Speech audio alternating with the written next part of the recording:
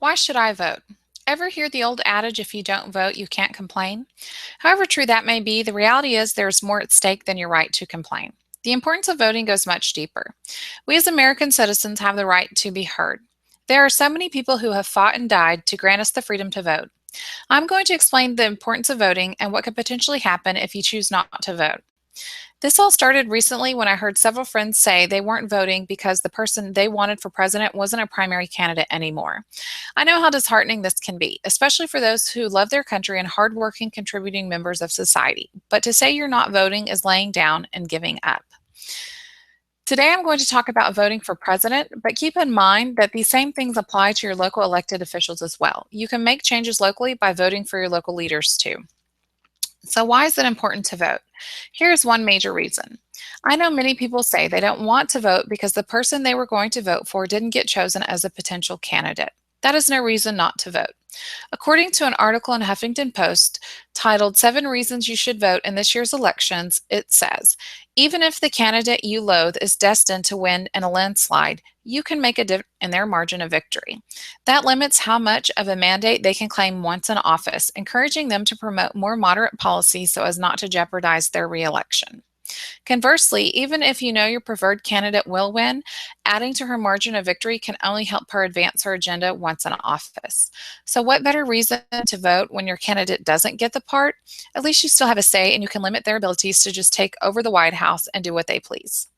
Even if your candidate didn't make the pick, doesn't mean you should just give up and turn your head the other way. This country still needs your vote, and your vote does make a difference. So, how many people actually vote? I found some statistics on the matter, and it's shocking to know that people don't vote. The 2008 U.S. Census Bureau says that only 63% of people registered to vote actually voted. That doesn't seem that bad until you realize that only 72% of America is actually registered to vote. In reality, only 45% of America is even voting in these elections, even though they could determine the fate of the country. This whole idea is scary. Only 45% of Americans are determining our fate. We all need to stand up for our rights. We all need to exercise our rights. This isn't about voting for who we like. This is about making sure our children have a democracy when they are parents. If we don't do something now, there won't be anything left for our children. I found 10 reasons voting is a good idea, even if your guy didn't make the draft. One, a president can appoint with Senate approval Supreme Court judges who may serve for life. Two, a president can appoint with federal judges, ambassadors, and even top government officials. Three, a president has veto power. Four, a president is the commander in chief with tremendous influence in declaring or ending war. Five, a president can call out troops for short term military action both here and abroad. Six, a president has federal pardon power. Seven, a president can issue executive orders that do not require congressional approval. Eight, a president has the power to influence legislation. Nine, a president represents our country and interacts with world leaders. 10, a president can make treaties. So, any one of the above 10 items is a good reason to vote, let alone all 10 reasons. A president has more power than we think, and when we don't use our voice to let him know that we won't tolerate not being heard or executive orders being executed just for the fun of it, then we really don't have any right to complain about the state of our country. There are many factors at stake, and when we don't vote, it's best we check our ego and ask ourselves, is my pride more important than my country? What happens when I don't vote? I know many people don't think their vote counts. According to my findings, even if the person you want to be president isn't chosen, there is still good reason to vote. It is a lot better than standing by and doing nothing, hoping things will change on their own. This may surprise you, but it's a fact. When you don't vote, nothing changes, and the government just keeps giving free stuff away to people who don't want to work and people who could actually benefit from our tax dollars.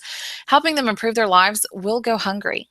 Voting is an important part of being in a democracy. We have a duty as Americans to vote, to be heard, and to tell our elected officials what we expect of them, even if they weren't our number one choice. Additionally, there are those who believe that the uninformed voter shouldn't vote. I have sometimes heard we should go back to the old days when people only voted if they owned property. I've even heard people say you should only vote if you pay taxes. As much as everyone is entitled to their own opinion, everyone is entitled to vote.